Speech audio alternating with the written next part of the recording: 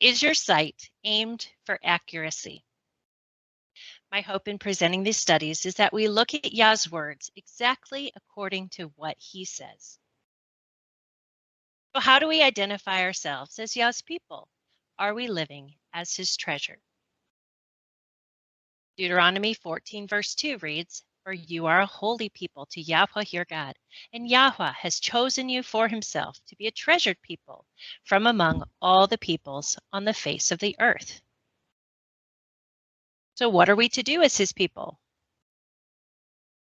Deuteronomy 6, verse 5 reads, "You shall love Yahweh your God with all your heart, with all your soul, with all your might." In Deuteronomy 18:13, "You shall be wholehearted with Yahweh your God," not just all our heart, but our whole hearts. Deuteronomy 10, verse 12 reads, "Now, Israel, what does Yahweh require of you except to revere him, to obey all his commandments, to love him, to serve him with all your mind and being?" So here I'm just demonstrating a search I did on Blue Letter Bible, and whether you use Bible Gateway or eSword, sometimes it's fun to try two words, and I didn't realize that was possible, but I put in love and command, and here I have 4 references found in Deuteronomy. And then when I searched love and commandments, I found 1 reference in Exodus, 7 in Deuteronomy, Joshua, Nehemiah, Psalms, Daniel, and that list continued on. Deuteronomy 11, verse 22. "For if you will observe this entire commandment that I command you to perform it, to love Yahweh your God, to walk in all his ways, and to cleave to him," then he lists his promises. So as his people, what are we to do? My people will do what exactly? Deuteronomy 6, verse 4 through 9 tells us to write some things on our doorposts of our house and upon your gates, to our tzitzits. Numbers 15, verses 37 through 41 read, "Yahweh said to Moses, saying, Speak to the children of Israel, and say to them that they shall make themselves tassels on the corners of their garments throughout their generations, and that they attach to each tassel of the corners a cord of blue. And it shall be to you for a tassel, that you may look upon it and remember all the commandments of Yahweh and do them, and that you seek not after the lusts of your own heart and your own eyes, after which you go whoring, that you may remember all my commandments and be holy unto your God. I am Yahweh your God, who brought you out of the land of Egypt to be your God. I am Yahweh your God." I love that Yahweh identifies himself again and again as that God that brought us out of Egypt. We also have the Sabbath day. Jubilees 2, verses 17 through 22 read, "He gave us a great sign, the Sabbath day, on which he rested, so that work should be done for 6 days, and that we should keep Sabbath from all work on the 7th day. He told us all, the angels of the presence and all the angels of the holiness, these 2 kinds, to keep Sabbath with him in heaven and on earth. He said to us, I will now separate a people for myself among my nations. They too will keep Sabbath. I will sanctify a people for myself and will bless them, as I sanctified the Sabbath day. I will sanctify them for myself in this way. I will bless them. They will be my people, and I will be their God. I have chosen the descendants of Jacob as a treasured people from all the nations. I have recorded them as my firstborn son." We'll get back to that. "And have sanctified them for myself throughout the ages of eternity. I will tell them about the 7th day, so that they may keep Sabbath from all work on it. In this way he made a sign on it, by which they too would keep Sabbath with us on the 7th day, to eat, drink, and bless the Creator of all, as he had blessed them, and sanctified them for himself as a treasured people out of all the nations, and to be keeping Sabbath together with us. He made his commands rise as a fine fragrance, that it is to be acceptable in his presence for all times. So getting back to that firstborn part, Exodus 4 verse 22 reads, "Then you are to tell Pharaoh," so this is Yah speaking to Moses, Yahweh says, "Israel is my firstborn son." And Jeremiah 31:9 reads, "I'm a father to Israel. Ephraim is my firstborn." And we have that Reuben messed up, and so Ephraim was put in place as Israel's firstborn. Jubilees 30 to 32 reads, "For Yah did not draw near to himself either Ishmael, his sons, his brothers, or Esau. He did not choose them simply because they were among Abraham's children, for he knew them, but he chose Israel to be his people. He sanctified them and gathered them from all humanity, for there are many nations and many peoples, and all belong to him. He made spirits rule over all in order to lead them astray from following him.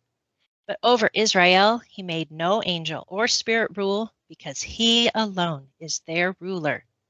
He will guard them and require them for himself, from his angels, his spirits, and everyone, and all his powers, so that he may guard them and bless them, so that they may be his and he theirs from now and forever." And Jubilees 16:17 through 18 reads, "All the descendants of his sons," and this is Abraham, "would become nations and be numbered with the nations. But one of Isaac's sons would become a holy progeny and would not be numbered among the nations, for he would become the share of the Most High." All his descendants had fallen into the share that Yah owns, so that they would become a treasured people out of all the nations, and they would become a kingdom, a priesthood, and a holy people.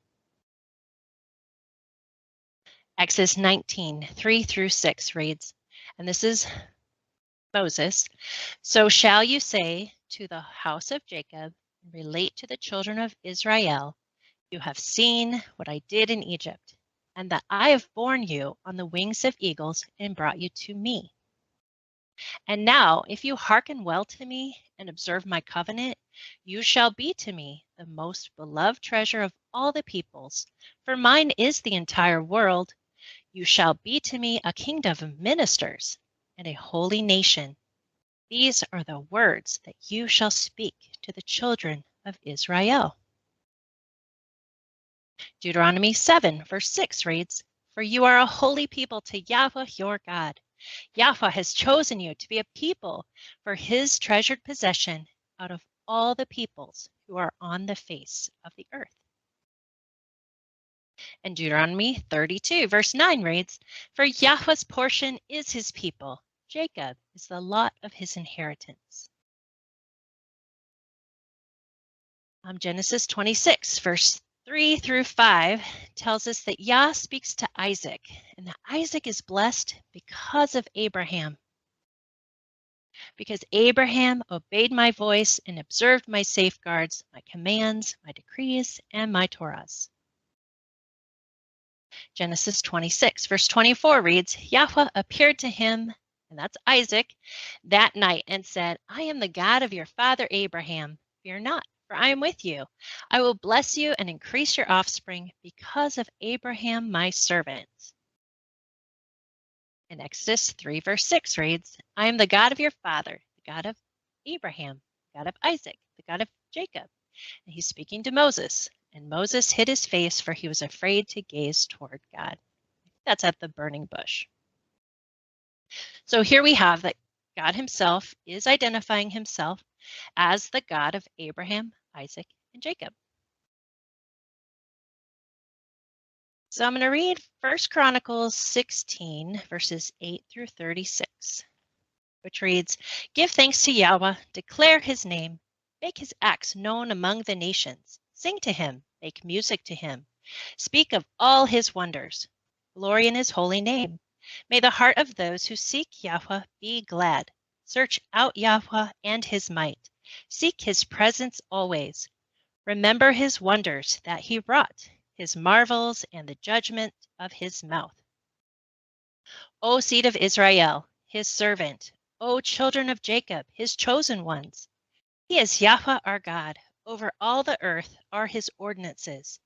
Remember his covenant forever, the word he commanded for 1,000 generations, that he covenanted with Abraham and his oath to Isaac. Then he established it for Jacob as a statute, for Israel as an everlasting covenant, saying, To you I shall give the land of Canaan, the lot of your heritage. When you were but few in number, hardly dwelling there, and they wandered from nation to nation, and from one kingdom to another people. He allowed no man to rob them. He rebuked kings for their sake. Dare not touch my anointed ones, and to my prophets do no harm.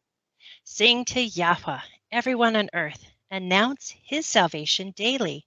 Relate his glory among the nations, and his wonders among all the peoples. That Yahweh is great and exceedingly lauded. Awesome is he above all heavenly powers. For all the gods of the nations are nothings, but Yahweh made the heavens. Glory and majesty are before him. Might and joy are in his place. Render unto Yahweh, O families of peoples, render unto Yahweh honor and might. Render unto Yahweh honor worthy of his name. Take an offering and come before him. Prostrate yourselves before Yahweh in his intensely holy place. Tremble before him, everyone on earth. Let the world be fixed so that it cannot falter. The heavens will be glad and the earth will rejoice. Let them declare among the peoples, Yahweh reigns. The sea and its fullness will roar. The field and everything in it will exult. Then all the trees of the forest will sing with joy before Yahweh, for he will have come to judge the earth. Give thanks to Yahweh, for he is good, for his kindness endures forever. Say, save us, O God of our salvation. Gather us and deliver us from the nations, to give thanks to your holy name, to glory in your praise. Blessed is Yahweh, God of Israel, from this world to the world to come. And the entire nation said, Amen, and praise to Yahweh. So Yahweh is my only salvation. Isaiah 12 verse 2 reads, Behold, Yahweh is my salvation. I will trust and not fear. For Yah is my might and my praise, Yahweh, and he is a salvation for me. Exodus 14 verse 13 reads, Moses said to the people, Do not fear. Stand fast and see the salvation of Yahweh, that he will perform for you today. As you have seen Egypt today, you will never see them again. Here we have Yah's salvation, bringing the people out of Egypt. Exodus 15 verse 2 reads, The might and vengeance of God was a salvation for me. This is my God, and I will build him a sanctuary, the God of my father, and I will exalt him. 1 Chronicles 16 verse 23 reads, Sing to Yahweh, everyone on earth, announce his salvation daily. 1 Chronicles 16:35, Save us, O Yah of our salvation, gather us and deliver us from the nations to give thanks to your holy name, to glory in your praise.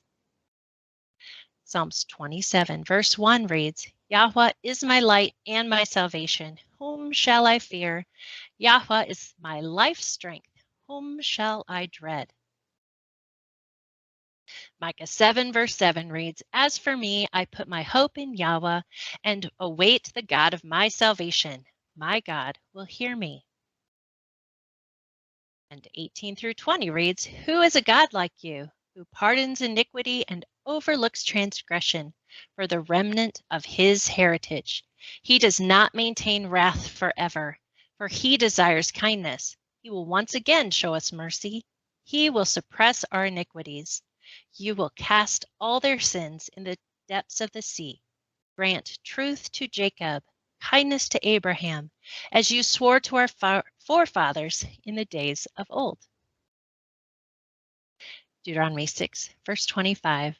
And it will be a merit for us if we are careful to perform this entire commandment before Yahweh our God as he commanded us. So for homework, I'd like to offer reading the entire chapter of Jubilees 2. It goes into much more detail about the Sabbath day, 1 Chronicles 16, and Psalms 27. I hope this has been a helpful study at looking at Yah's word as exactly for what he says, as we equip ourselves to be his people, to show that we love him. Please like, share, comment, and join the crew. Subscribe to this channel.